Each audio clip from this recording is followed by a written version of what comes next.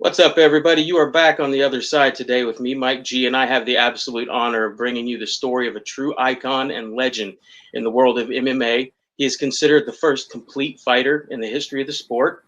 This man is a world champion, an artist, an ex-con, an author, a family man, an entrepreneur, and a true badass. Ladies and gentlemen, the one and only Frank Shamrock. How's it going, Frank? It's going good, Mike. I appreciate the nice intro.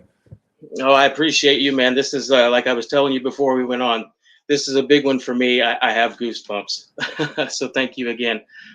Like myself, you were born way back in the 1970s. People can't even imagine that now. Tell me a little bit about your earliest memories growing up. Sure. I mean, my very first memories, I don't have a lot from when I was really young, but I remember, I think I was probably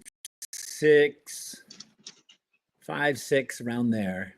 And my very first memories were actually hanging out at the park across the street from our apartments. We lived in the Section 8 housing, and then across from us was a big park. My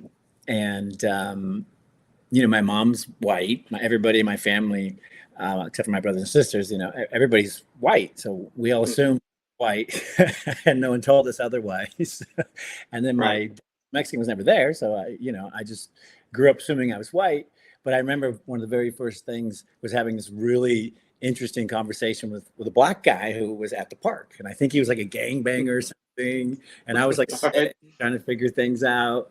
And he gave me some advice. I'm not sure it was good advice, but he gave me some advice on how to run around the streets. And that was literally my very first memory. I still remember to this day, just talking to this guy as a little young man. And then that was my very first memory. And then after that, my real memories were moving in with my stepdad and kind of having for the first time a house and a family, being fairly normal. And so those were my first sort of life memories. But yeah, I was probably 5. I might have been 5. Hanging out at the park with the gangsters. Yeah, I think it's from trauma and stuff. Sure. I have no memory before that. Nothing. Wow. Yeah, I have no memories at all. That's wild. Around 12 years old or so, I read things started getting really bad for you. You were placed in some group homes, some foster homes. What prompted those placements? Well, I was always getting in trouble. I mean, I was stealing. I was pretty much a bad kid. I'm sure I took that advice from the gentleman at the park and ran with it. And I also didn't have a father or much parental oversight. So, streets. And I was... I think when I was 9 or 10, I got busted for shoplifting, and it just kind of escalated from there. And then when I was 11, me and my friends were throwing rocks at a train, which, unbeknownst to me, is a felony in the state of California. And I got charged with my first felony when I was 11 years old. Ooh. And then juvenile hall when I was 11, and I did 10 days. And it was the very first time I'd been away from my family, the very first time I'd been outside that bubble. And that's where I found out I was Mexican. That's where I found out I lived in a home of abuse. And then that's also where I found out that my counselor told me, I said, hey, these things are happening. I think it might be part of the problem. And her response was, oh, I still remember it. She said, yeah, well, you got to stop doing that stuff, because if you keep doing it, they're going to take you from your home. And I was like, what do you mean? And she's like, well, enough bad stuff, the state will take you away from your mom and dad, and they'll look after you. And a light bulb went in my head. I was like, oh, it's out of here. And that was my beginning of really committing to crime. The lady told me, it's how you get out. And so crime was my tool. So I dug in and spent the next 10 years in incarcerations and group homes, foster homes, all that stuff. Wow. I did 2 days in juvenile hall at 14, and that was terrible. So I can't imagine. Tell me. I think the problem with me was, is I liked it there. Okay. Yeah. People were nice. They were kind. It was very different than how I was living in a home of abuse and social issues and stuff. People were really cool. And so part of my problem was I found crime, and I thought crime was a great tool. And then everybody was so nice. I didn't mind going to juvenile hall. Yeah, I'd be like, that sounds good.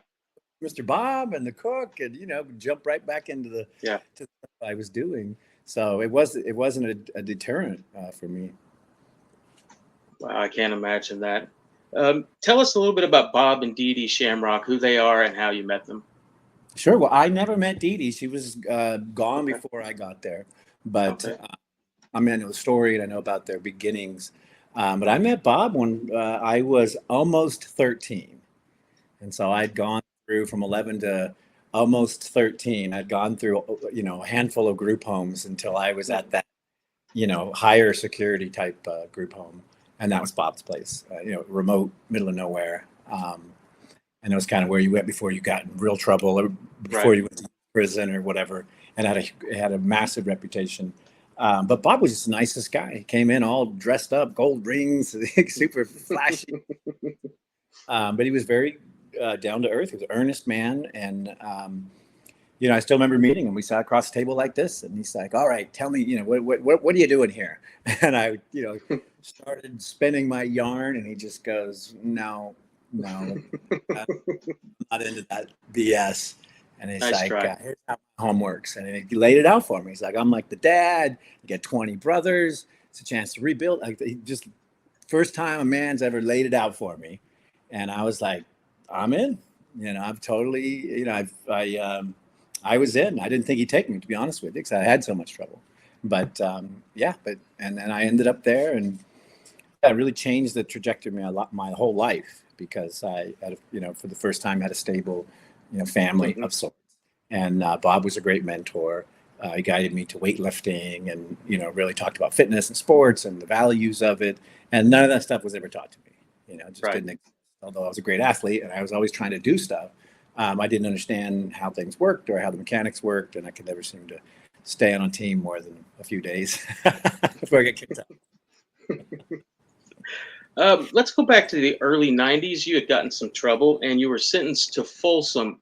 Folsom? You had to go to Yeah, Folsom? Oh my yeah. God. What Folsom was was a Folsom like, cakewalk. man?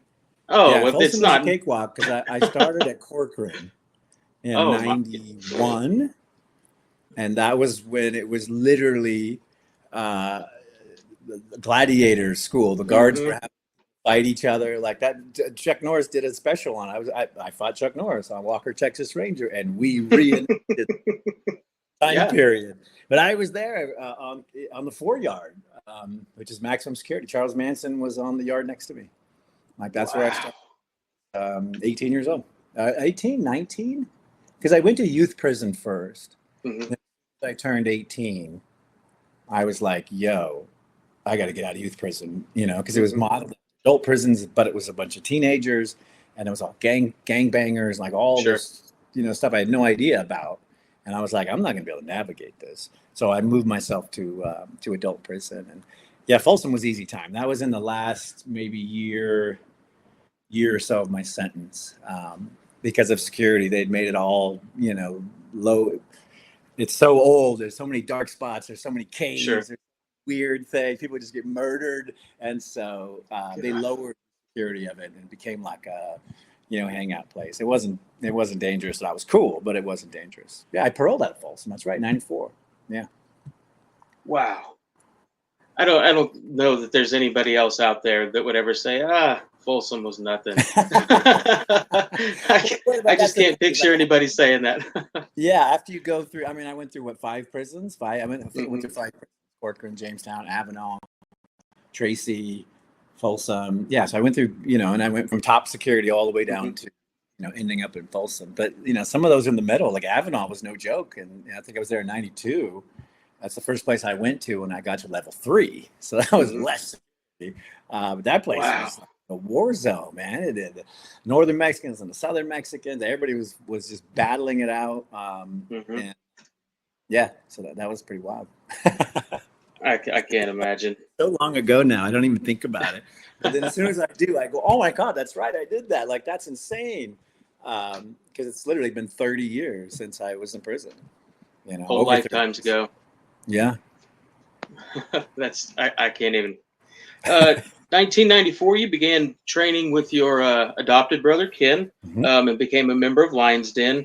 Share with us a little bit about those early days training at Lions Den for people who don't know about the Lions Den. one of maybe two schools that could ever really be considered the first original super gym. What was it like training Yeah. there? I mean, it was pretty wild. Obviously I came directly from prison and started Hmm. training. So I didn't really have I didn't have a barometer for what normal stuff was like. Right. But I saw that time in prison, I gained 25 pounds and I was this big monster. So I was able to do all this stuff. Um, but yeah, it's brutal. I mean, the basis of knowing how to fight back then wasn't skill based. It's just if you Right. didn't give up, like that was it. So we would just Mhm. beat you to death. If you didn't give up, you're on a team. But we had this crazy tryout where you did 500 squats, sit ups, push ups, and leg lifts, and you literally exhaust yourself till you can barely stand up, and then you got to fight somebody for 20 minutes. And then I had to fight Ken.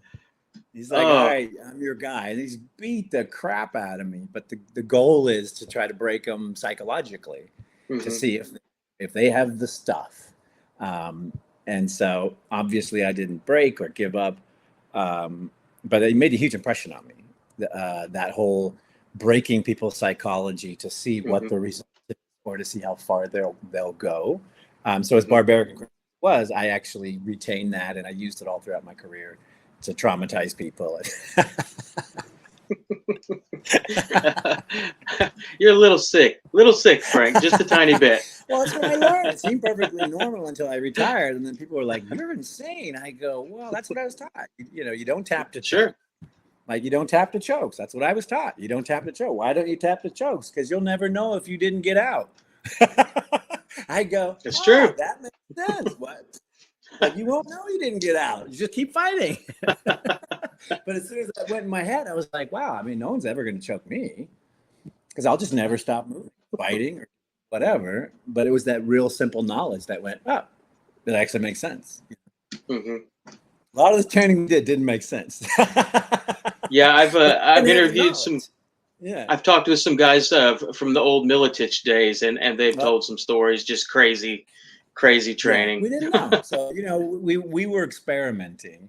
Hmm. I caught on very quickly that we were experimenting, which made me very nervous because we're experimenting with our bodies, like our brain, like this. Hmm. And so I really took that studious nature from prison and my college days in prison and getting an education there, and I brought that into martial arts. In the early no holds barred as it was called back then. Hmm.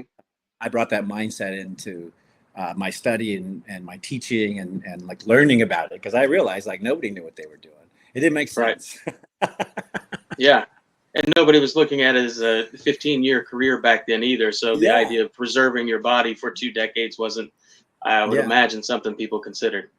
yeah. It didn't. Well, we just didn't have the knowledge, and then I realized like I was smart, and I was Hmm. studious and I was like a nerd. So I quickly became a source of knowledge. And, I still teach the crazy theories that I came up with, back then to help preserve my brain and my body. Right. Because they were so fundamentally sound, like, that it works. Hmm. All right. I hope this date is right. Your debut came in December 6th, 1994. I think it was the 18th. Okay. Might have Japan been King of December. Pancrase. Yeah, I think it was the Okay. 18th. And I only think that because I got this giant trophy Okay. uh, in my study, and when I look at it, I think that's the date, but it doesn't matter. Yeah, I had my birthday. I turned 22 in Japan, Hmm. in the Woo. dojo, living in Kanagawa-ku, Hmm. and it was the saddest birthday you've ever had. It's just me in my room, and in a few weeks I got to fight this crazy guy. And every time I talk to somebody, they would say, "Shamrock-san, kanbatte." Who are you fighting? And I Hmm. would say, Boss Root. And then they'd go, oh, and they would look down. No. And I'd be like, why are they looking down? And then I realized like he was a Well. monster. And Hmm. that made me super nervous. Um, but it was I went to Japan and lived for, I think, 8 weeks and finished my training before I fought. Hmm. And so living in this dojo where no one spoke English and it was really isolating and strange. And I'd literally just come from Folsom Prison, months before. So the Hmm. whole experience was mind blowing. And then, yeah, and then I fell in love with it, the training and the lifestyle and the people. And I learned some Japanese and then, yeah, became champion and, had a very successful career. It started by beating Boss Rutan on that night because I was nobody, and he Yeah. was a bad dude. And the second I beat him, even if it was by decision, everyone was like, wait a minute, who's this? And so it gave me, it really launched my career. Mm-hmm. Maybe this is the wrong take, but I can imagine in some ways sharing the Shamrock name, maybe beating Boss, especially in a debut, helps to legitimize you in a way and make you not so much a part of, but your own entity in that organization. In the beginning, I was literally Ken. Mm-hmm. People called me Ken Shamrock's little brother. Yeah. Are you Ken Shamrock's little brother? I'd be like, yep, that's me. So totally opened the door and gave me the opportunity. And I'm very grateful for that. And also having Ken as a coach, he was my first coach. Mm-hmm. He's my yeah. After he kicked my ass, he's like, all right, now let's line up and train. And so the very first knowledge I got about martial arts was from Ken. That Boss Rutan fight, I don't know if there's another fight in MMA history that makes me smile as much as that fight. Well, the crazy thing about the whole experience is, mm-hmm. I don't know if you've ever had, weird time perceptions or loss of time or sped up time. I get it when I meditate or when I do hardcore physical activities. But that fight, if I would have bet $1 million that fight lasted. Because it just was like, it just kept it just happened like this. And all of a sudden I sit up and I was like, and they're like, all right, go to your corner. And I go, what do you mean? What happened? But it was so much adrenaline. There was so much, just fear. And I spent those months isolated. I spent the years in prison. There was so much going on. Mm-hmm. Then I'm fighting Boss. That time was just completely compressed. And it felt like the whole thing was a minute. That was it. Wow. Yeah, I've had moments like that. Yeah, wow, 10 minutes in a minute.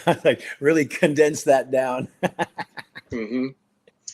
Moving ahead to 1997, you made your UFC debut at UFC Japan, back to where you fought Boss, winning the inaugural UFC light heavyweight belt. Share with us what that was like. It was actually kind of depressing. Okay. Because, well, I'll go back. I beat him with the armbar in 14 seconds. And I beat him because I found one of his competitors who had beaten him before he won his gold medal. And then that guy became my coach, Eric Deuce. And so when I realized the mechanics of wrestling, and I realized that those people didn't understand what we were doing, and we didn't really understand what they were doing, but their stuff is actually in books. I got Dan Severin's book on wrestling. And cheat codes. Studied it. And then I went, okay, wait a minute. They're telling them these mechanics that you can't have those in this type of fight. And so I went, Coach, I said, Coach, here's what I believe, and yada, yada, yada. And he goes, Eric, he goes, well, do it to me. And I was thinking about it so much. I literally dreamt it. And I went, wait a minute. I'm looking at the pictures. I understand that there's holes. I go, I can find the hole. So I do it to my coach, and he goes, whoa. And then I was like, and I kept telling people, it's like, this is exactly what I'm going to do. I see it. And everyone was like, yeah, it doesn't work like that. They're like, doesn't work. Coach, like, Javier Mendez pats me on the head. He's like, all right, Frankie, well, let's focus on the important stuff. Da, da, da, da. And I go, no, Coach, this is, and I can prove it. So that it's a fact. And then I went and did it. And it changed the whole game. Yeah. That made me a superstar in Japan. Right. Yeah, I'm sure it did. But then I was like a superstar. Yeah, definitely. You defended the belt 3 times, I believe it was, before taking a fight in rings and then returning to defend your belt against Tito. I want to know how you felt fighting Tito. Well, I had the same thing. Tito and I were friends. We never wrestled, I think we probably wrestled a couple of times drunk or something, but we never locked it. And so, I got the moment. Young bull, stud guy. He's kind of the bad guy, bad boy. I'm the old guy, or whatever I was at the time. So I got the moment. And then because we were friends, we had mutual friends. We had to stay away from each other for months and not talk to each other. but he was really strong, and I could tell he's a big man. Like I'm a medium guy. I weigh 174 pounds today because that's what I actually weigh. That's my right. physical weight when I don't have 25 pounds of muscle packed on my. But he was a big man, and I knew he was strong. I knew he was knowledgeable, at least in wrestling and sort of going after it. Right. But yeah, I had the dream again. I knew exactly how I was going to beat him. And if you look at the tape, you can see where I give him my back. I let him lift me, knowing he's going to throw me down. And then when he throws me down, I roll into the armbar. And I just had forgotten how long he was and how big. So he literally just stripped his arm out. And that's, I'm not going to catch him with my secret moves, but I'm going to ride him like a horse until he dies. That's what I did. It worked. 2003, you were in the WEC and win the WEC light heavyweight belt, and then transitioned to Strikeforce, where you win their middleweight championship. Why the drop to middleweight, and were the belts getting too heavy to carry around? Well, last question first. I used to have when I had 5 or 6 of them. I would take them all the shows, meet everybody, say, hey, take It was a ceremonial play. Everyone gets to enjoy them. And then we were traveling through France one time with the 5 belts, and I'm literally going through the airport, and the belt bag breaks. The wheel shoots off because the whole bag is like 130 pounds or something insane because giant belts. And so I look at it and I go, yeah, I'm not carrying these around anymore. That's it. All that's going to happen. But yeah, here's the truth of the matter. I was never bigger than 185 pounds, really. Like if I didn't work out all the time, if I didn't eat before I went to bed, I'd wake up and I'd be 187 pounds in the morning, 186 pounds in the morning.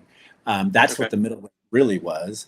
Even when I fought Kevin Jackson, the middleweight was 199.999 and below. So it didn't make any sense. I was always 15, 20 pounds lower than kind of what that status was. So when the 185s came along, it was perfect. It's like, oh my God, I weigh 107 pounds. I'll just show up, do my thing. Because I never cut weight. I never did any of that stuff because I want to keep my brain. I want to dehydrate it and then get smacked. Leave a little water on there, man. Yeah. Leave some cushion, bro. All righty. Your final MMA fight came in 2009 in Strikeforce against Nick Diaz. How did that fight go, and did you know it would be your last MMA fight? I didn't think it would be my last. I still felt healthy, not as healthy. Obviously I was old by then, but I still felt like I could do it. In fact, after I lost, I came back and tried to do a comeback. I went to camp. I kind of did the whole thing again. But yeah, I was just broke. I was just old and broken by then. I think I was 36. I'd already been at it 14 years or something crazy.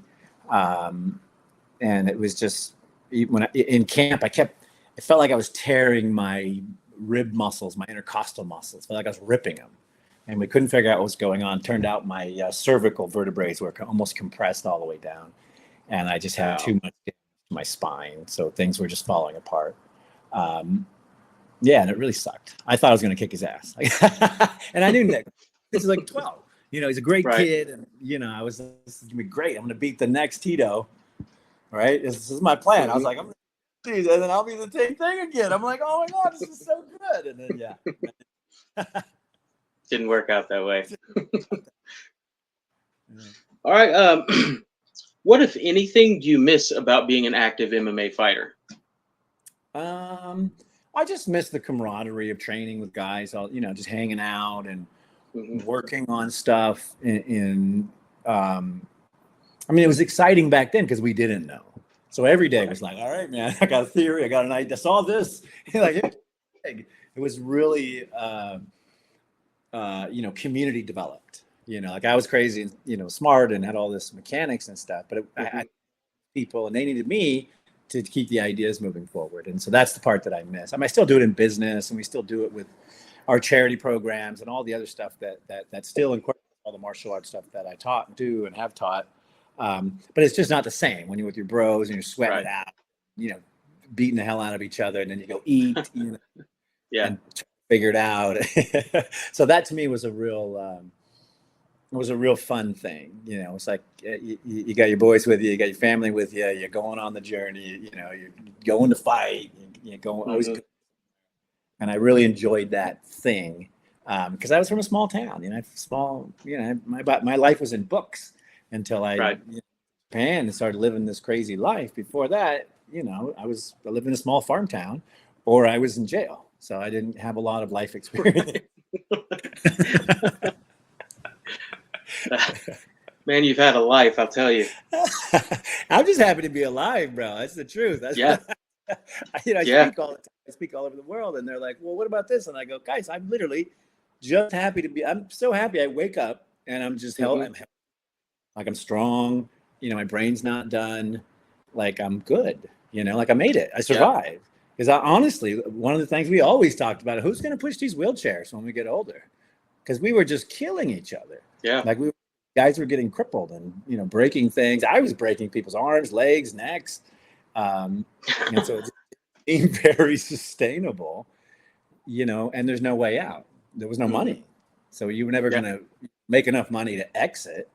It took me 16 years to make enough money to get out of the game. That's a long time, bro. Yeah. Fighting just to fight the next one. Yeah. Just so you can survive, but the goal was for me was always make a big pile of money and get out, save your brain, save your body, have a good life. And it just took so long, I want to read off some of your accolades, because even people who are fans of yours or remember your career probably don't know about all of these. And I don't know how long it's been since you've had someone gush over your career, so I'm going to do it for a minute. All right.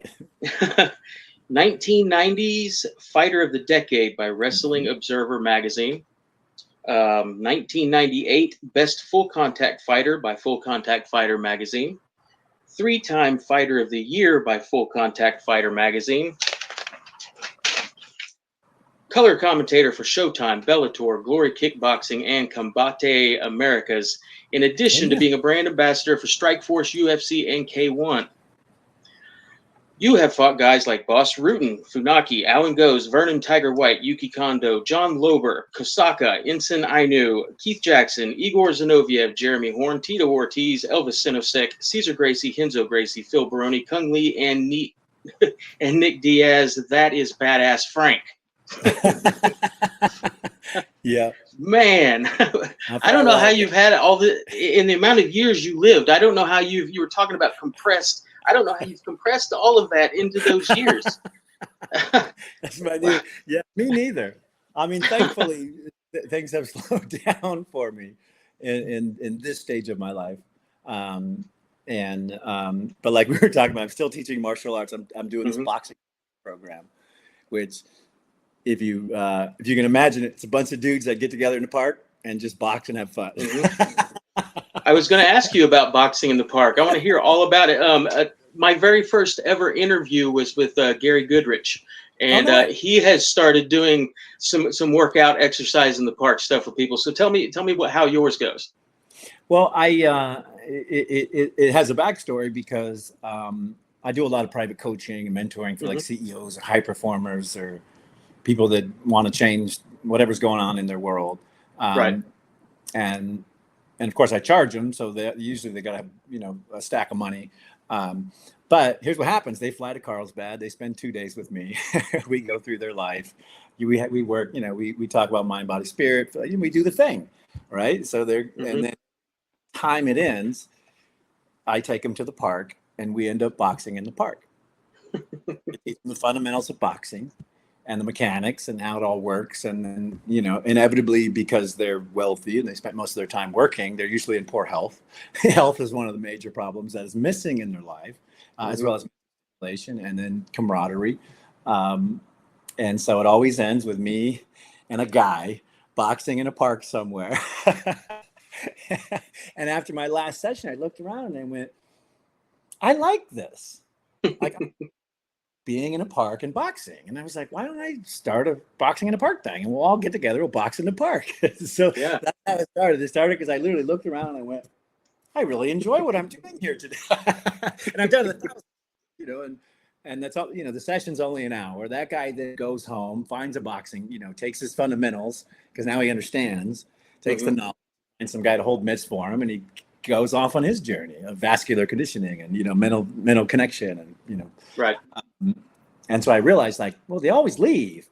And then, I hear from on month 1 and month 3 and a year later, and it's always, hey, hooray, we did it. And they're always better and life's gotten but they always bounce out. So the boxing in the park, I realized, like, I have all this knowledge, all this great experience in teaching and leadership and working with communities and stuff. I was like, why don't I just write this program? And then we'll give it to the community. And that way anybody in the community has skills in boxing or interested in boxing or likes boxing can take the program and run it inside their community and be helpful to the community, as well as learn boxing, as well as hang out with people. And so, but it's so much harder because I've written hundreds of programs, women's self-defense, police, military, like I've written all these programs, all this knowledge, but I need to take boxing, which is probably the most singular one-on-one developmental sport, and turn it into a group activity. And that, I think, might be impossible, to be honest with you. Now that I've run 10 classes, I've worked every angle, scenario, thingamajig, because techniques to be real. I want the value to be real. I want people to understand what boxing really is. But I haven't figured out how to make it. I figured out how to make it a group activity without turning it into jazzercise or boxercise or Tybo, anything like that. Yeah. So I'm going again tonight, and I got another idea. We're gonna try it. That's awesome, man. I want to ask you some kind of pick one or the other questions. These questions are designed to help me and the people watching get to know what you, Frank, like personally in your life. This is the first one. Pulled pork or brisket? Pulled pork. Awesome. Both in their prime, Muhammad Ali or Mike Tyson? Oh.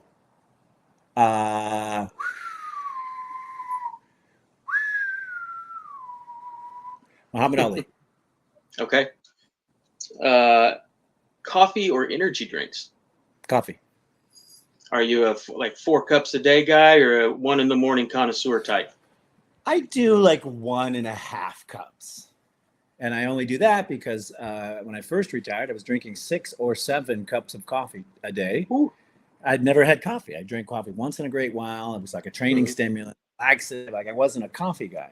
And then all of a sudden I'm retired. I'm sitting at a desk chilling. And I'm like, this coffee's amazing. I could just work like. And then I'm talking to my doctor one day, and he's like, what have you been up to? I'm like, oh my God, I'm drinking coffee. And he goes, well, yeah, how much? I don't know, 5, 6, 7 cups a day. He goes, bro, you can't do that. I go, what are you talking about? I feel amazing. I'm healthy. He goes, no, that's not good for you. It's not going to last. I had no idea. I was loving the coffee. Yeah. All right. Are you a cat guy or a dog guy? Dog. But I like cats. Okay. Do you have a dog? What do you have? I do. I have a small Pomeranian named Mango. But here's the kicker. She's the color of a lion and then cut to look like a lion. Awesome. So I have a miniature lion that protects me throughout the day. Named Mango. I love it. I love it. Yeah. All right. You're going on vacation, cruise ship, or ski resort? I don't like the cold at all. So I'd have to go on the cruise ship. All righty. Bruce Lee or Chuck Norris? Dang.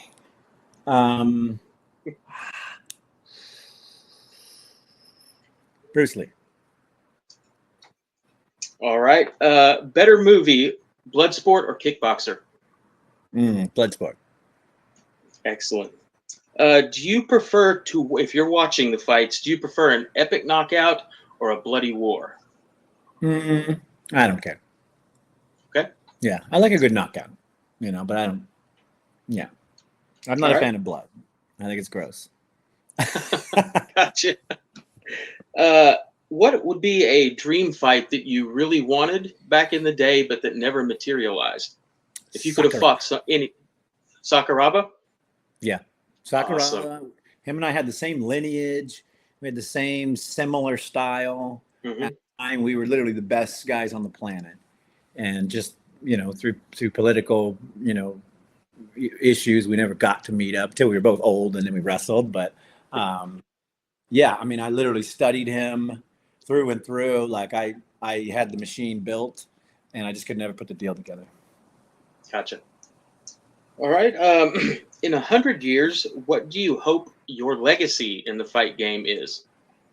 They'll have forgotten about me then. Think? No, Yeah, I won't exist. no, no way. Yeah. All right. As you know, we talked in the early stages. The reason I do these interviews is to try to inspire people who are going through shit in this crazy world that we're living in these days. And you definitely have been through your share of struggle. If you could talk to someone who's going to be watching this, who might be going through something and they don't know what to do, what would you say to them about asking for help and not giving up? Right, you gotta do it. You gotta ask for help, and you don't give up till you're dead. It doesn't make sense to give up. Like what do you can't tap to chokes. It doesn't make any sense. Same thing with life. There you Like go. I was coaching one of my clients this morning. He's like, I'm so worried about this. I'm like, but why? There's nothing you can do about it. And Hmm. you've already done 40 years of work to get here. Well, why would you be worried? You know what I mean? And he's like, oh, I guess that does make sense. So I was worried about fighting because it was terribly dangerous. And I was Hmm. watching people get jacked up, but I didn't worry about it as much as I studied and I dug in. People laughed at me. I brought a notebook to a training and they literally laughed at me. They'd pat me on the head and treat me like I was a child. And then 2 years later, I was the smartest guy in the gym. I had all the titles. And they were like, oh, we misread that. And then everybody brought a notebook. Everybody started thinking about techniques. Everybody moved their brains, forward. Um, Hmm. but solution to fear, get to work. And it's with life too. I Hmm. tell the truth is, you can do anything, really. There's literally nothing to stop you from doing anything, good or bad. In all honesty, I've done all the bad, I've done all the good. There's nothing to stop you except for you saying, I don't want to do it, or I'm not going to do it, or I can't do it. Right. Yeah. And then I think the biggest thing that stops people, that starts people getting to that position of talking themselves out of things and stopping their progress in doing things is how Hmm. people talk to themselves. I hear, Yeah. I can't do that. I'm like, you're right. No way you'll be able to do Hmm. that now. Yeah. Like you've already said no. And I'm like, why would you say that to yourself? Why would you say you're a loser? Why would you say bad things about yourself? Like I wouldn't talk to you that way. You know what I mean? Like, I tell myself every day, I'm a great, amazing human being, and I love Hmm. me. Like, do this. Yeah. Because you should feel that way. And when you do feel that way, people want to be around you and people want to help you. And when you ask for help, they go, that's a good idea. I feel Hmm. that. That's all you need is be real and be doing your work. I mentor people, I mentor a lot of young men who go to youth prison, because I was there. Who else knows Hmm. better? And it's always, I'm going to do this, I'm going to do that. And I go, great. Show up with your notebook and your work done. Because I'll read that and decide what to do. And they're always like, what do you mean? I'm like, do the work. You want my Hmm. help? I didn't put you in prison, bro. I Yeah. got nothing to do with Yep. that. Do the work and then I can help you. But if your work ain't done, my words mean nothing. And my time means nothing. You waste my time. And they go, oh, wow, that's real. And then they go do the work because that's the only way to Hmm. do it. That's Yep. it. And then about the notebook, this is a tip for everybody. I still do it to this day. This is one of the most powerful things you can ever have. Because the second you write something, it exists and it's actionable. Hmm. I'm worried about something. Well, I don't know. I'm worried about something. Wait. There's other ways to think. Oh, there's other things to do. Most Hmm. people. put it down. Their dreams, their goals, the most important things in their lives, they don't even bother writing them down. Yep. But they don't worry about them. Oh, I wish I could do that. I wish I could do that. But I can't because I haven't done the work. Mm-hmm. Take yourself back 10 years and you look into the future to where you are now. I'm sure it's different than maybe what you expected. Where do you see yourself in another 10 years? What are you going to be doing? 10 years, I'll be 60. That's the exact same thing. Going to the beach every day, fishing in the mornings, Climbing mountains. Climbing mountains, hanging out with my little girl, my family. I worked really hard. I did a lot of work. What most people don't understand is when I was a champion fighter, I was also a spokesman and and a league owner and a consultant, and I had all these roles and all these jobs because I was trying to make enough money where I didn't have to do any more of this stuff. I wanted to get out, to change my existence into something like I could never have imagined, which is being able to spend my time the way I want to. Hanging out with people I want to hang out with, helping people forward to helping. And that's where the joy in my life is, that I'm in a position where I can sleep in if I want. I don't sleep in, but I could. I could waste the whole day. I don't do it because that'd be crazy, but I could because I did the work. I did 16 years of the hardest work you could ever imagine. And then that still wasn't enough. So I did, 4 more years of even harder work. I had to learn business and asset management and investments. I had to learn all these different, and none of my peers did. We're fighters. Well, we're always going to be fighters and stay the course. And now they're all coaches. But, their life is, it's just the same life. They're doing the same thing. And I'm doing something different, and I love it. And I can't imagine going into a gym now and doing so like grappling and stuff. I'd be like, whoa, no. Other than the boxing in the park, I'd like to know about some of the other businesses you're involved in right now. I know you do is it motivational speaking? Yeah, I do leadership. Tell me a little bit about that. Okay. Yeah, I do leadership. I call it leadership speaking because I'm always speaking I'm always speaking about and for tools in leadership or ways to lead. Okay. Yeah, I mean, it started for me in 1998. 1998, I had a stable career and I was feeling really good. But nobody knew I'd been to prison. Nobody knew I had 23 felony convictions. Nobody knew stuff. But I knew it, and I felt weird about it. I knew I was a criminal. And so I started thinking about, how am I going to become a Hollywood actor? I'm nervous. I don't speak that well. I'm not that good of a communicator because I wasn't back then. I was a knucklehead. I spent my life locked up. And I realized I needed to develop a skill set in order for me to become that person. And so I started speaking in the juvenile halls. And I would go in because I was like, where are my people at? Who's gonna want to hear my story? And then I remember sitting in those plastic chairs and a bunch of doctors and nerds would come in and a bunch of academics, and they would say all this dumb stuff. And we would pass notes and try to get closer to the girls. And nobody paid attention to anybody who ever stood on that podium. And I was there for years. So when I thought about it, I was like, those are the guys that need to hear my message, my story. Nobody ever came in there and spoke to me. That's why I didn't listen. No one, my chair. So I started doing that, and it was so powerful and so gratifying and so fulfilling that I turned it into a career, and it helped me become a sports broadcaster because then I became a better communicator. It helped me become a better consultant and a better presenter, just because I had better control of what to say after my fight and before the fight. And so it helped me immensely to do that. And then I became this weird change speaker. So when people want to change stuff, they call me. They're like, hey, we got to change this. It's going to be super hard and weird and uncomfortable. And they're like, well, call Frank. So I go in and I talk about how to make changes in your mind. And it's all my story. along with the industry needs of whoever I'm speaking to, or like in juvenile hall guys, that's where our program still remains. If you raise your hand in one of those events and you do the work, our charity pays for your martial arts education until you're on to the next thing. Wow. Yeah. But you know how many people awesome. raise it? 1 out of 50. Wow. Yeah. That's really most, cool. like, I'll get 15 or 20 that'll write, but they won't, and maybe half of them will do the work.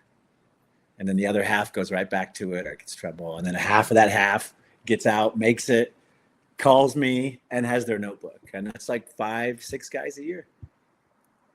Wow. But they ask for help and they do the work. And I help them because that's what we should be doing. What, of everything you've done in your life, what are you most proud of? My family, just my children, and how I've been able to raise them to be like just good people. Like my son is a good man. My daughter is a good human being. And to me, like, that's it. I've been good, bad, I've been in the middle. But being good and being a good human being is the asset. Like, it is the value of the world, is from what I've understood, from what I see. I've traveled the world, I've seen everything, poverty, war, like I've seen it all. And at the end of the day, it's being a good human to other humans in this society so that we can be better. Like that's the thing. Yes, sir. And to see my children do that, and to see how it brings people in and it touches people that maybe they weren't taught that way, or that they came from a different world, to see how they come to him or they come together because they're like, this feels right, this feels better than this other thing that was going on, whatever that other thing was. So man, it just makes me so proud. And then I have a little granddaughter now, and I'm awesome, man. Yeah, little Poppy's 2, and so she's just cracking, just coming to life, just starting to speak, do all this stuff. And it's so beautiful to then see my son teaching those lessons now to her. It's the greatest thing ever. That's what it's all about, man. Yeah. All right. What is the best way for fans and friends of you to keep up with you mostly, but all the things you have going on? Well, I'm at Frank Shamrock everywhere. I'm like Pepsi, only tougher. I'm at Frank Shamrock on everything. I spend most of my time on Instagram or on my Facebook profile page, which is at Frank Shamrock. And then I do post a lot of my training stuff on YouTube, which is at Frank Shamrock. And yeah. Frank, I am out of questions, man. I want to say thank you so much can I from ask the a bottom question? of my. Yes, absolutely. How come you can't vote? I'm a felon, and part of my plea bargain was forever giving up my voting rights. Oh, now see, I didn't know I could vote until I was like 35, 36. Yeah. Because I didn't know that laws had changed. Back in the day, you get a felony, never voting. That was how that was how the law was. When I got out of prison, they told me, good luck. You can't vote, and go do some other shit. So I think the first time I voted for was like Obama. Because I like called my lawyer. I said, listen, what is the deal? And he goes, no, all that stuff's done. You're good. And so I went and voted for the very first time. And then I was like, oh my God, like I've always wanted to participate in this way. I just thought I was barred from it. So I didn't know, I didn't know. Yeah, there are a lot of people that don't understand how that works. So a lot of people just think it's automatic, and it's not. Yeah. Well, that's cool. Yeah, I don't, I realize I grew up in a cult. I grew up in a weird religious subsection of a weird, messed up, social thing. Right. And through exploring and learning and meeting people and people's generosity and mentors and like all these things that came to me because I showed up, because I was the dumb guy. Well, all right, well, I'll try it, and the humanity of all that. Bob Shamrock didn't have to love me and treat me that way. He could treat me like any other knucklehead. My mentors didn't have to take their time for me. They could have just been like, you're an idiot. But every human took time for me and helped me get to this place. And I did what I could. Like I'm, tried to support everybody with the knowledge or whatever I had to offer, but people that had normal lives, people that weren't in a cult, people that, came from normal stuff, I could study them and hang out with them and be like, oh, that feels good. Like, Hmm. that's way better than this other feeling I had. And so I slowly brought all that into my life. And now, like, I feel like I'm a normal person with all these crazy, extraordinary things that have happened. But at its core, like, I feel like I've finally become a normal human being. That's why watching my kids be like so sweet and kind. I'm like, it's so good. Like, we did it. Yeah, I did something right. Yeah. Well, you don't know when you're parenting. I mean, it's Yeah. crazy. You don't figure it out until 20 years have passed. And and then you're like, oh man, I screwed that up, or oh hey, this worked, or well, this is, and the funniest thing, I'm sitting with these CEOs, and it's the same thing. They're like, my daughter does it, and I'm like, no, bro, it's not your daughter, bro. It's all of them. I'm like, let me tell you a story, and they're like, oh, you're right. But yeah, it's so fun. Parenting is it's so fulfilling, and it's so hard. It's the hardest job ever. Yeah, man. But to see the growth, that's the value, man. That's where all the good stuff is. Yeah. Yep, that's the reason I get up every morning. I have a 6-year-old girl and a 14-year-old girl. Oh, yeah, I live in a house with 3 ladies. Yeah. Yeah. So yeah, I understand. Oh, that's good. Yeah, I love it, man. And the granddaughter, I mean, I honestly, I never thought I'd make it this far. I mean, let's be real. With a life like mine, the odds of me getting past a certain age were really low. So to have that experience and see my granddaughter and see my son become a man, all this stuff has just been like, I mean, I feel like I've really grown as like a being, like my whole thingamajig. And that's why once I realized I could vote, I'm like, well, let's talk about, let's get into politics. Like, let's figure this out, like how better, let's get all the families together, try to make it better. Like how do we move forward so that we'll all get, healthier, bigger, better, stronger, happier, more community, more stuff. And that's what got me into politics. I was like, why is this separating everybody? Why doesn't it come together? Like, I can talk politics with somebody all day because to me, it's interesting. It's the mechanics of our society and how people feel about that. And then they vote for it. Like, that is fascinating that we have that opportunity and we have that power in our country. I'm in Poland and I'm asking all these questions. And the lady finally turns to me and she goes, no. I go, what do you mean? She goes, no, nobody asks questions like that. I go, why not? She's like, you can't ask questions like that. You'll get in trouble. And I was like, boom. Oh, trouble. They don't even think about asking questions. They don't even think about it because you can't. And you come to here and you're like, hey, well, I got a question for you. Well, I got an answer. You may not like it. That ability to exchange, interact, and do all that stuff, like that power in democracy is beautiful. The ability to say something, ask a question. Those people were terrified to ask a question. I'd ask a question. They'd look at me like, what are you guys doing? But, that is something that's beautiful. Democracy itself, humanity in that democracy is beautiful. But the only way it works is like we all hang out and get along and we talk about it and figure it out. That's how it works. So, it fascinates me to no end, how people feel, how they act when they feel. And going back to breaking people's minds, when I did that tryout, of all the horrible things that happened to me in my life, that was the most horrible at that time. Like, I was like, oh, I am going to die. And I've almost died. I almost died of hypothermia. I almost had the police shoot me. Like, I almost died. I've had all these near death, like horrible things happen to me. And at that time, it was the most horrible. But it made my brain go, okay, there are levels to this thing. And, I thought getting locked in closets, I thought being prison, being, gang fights. Like, I thought all that was hard. And then I had that experience and I was like, nope, there's a whole levels to this hard. But I took that psychology and I turned it on people. I messed with their brains. I messed with their confidence. I messed with their psyche.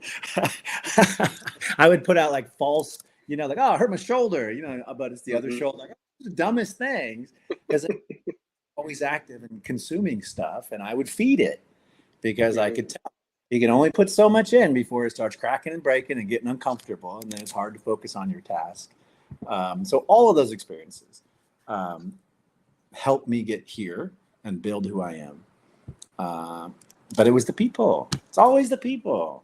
You got to have the people. Yeah. Frank, thank you so much for your time, man. I'm going to upload this. I'm going to send it to you. If for any reason you don't like it, let me know. I'll take it down. I can't talk right now. I'm so honored. Thank you again, sir. I love it. It was my pleasure. Yeah, you can post it. I mean, I know what I say.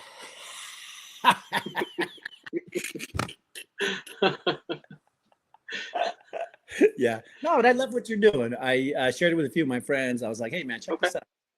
You know, awesome. I appreciate that. Yeah, you got a good story, you got a good mission, you're doing the right thing. And at the end of the day, what I found out is if you just keep doing that, you will find success. And you'll find people that want to be successcul with you. Mm-hmm. I've never failed at anything I cared about. Yeah, that's the ticket. And then you just got to do the work. And then you'll be like, oh, looky there. Now we're in a new place. Yeah. I got my notebook. I appreciate you, Mike.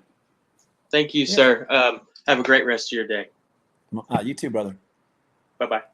All right, late. Oh, I don't know.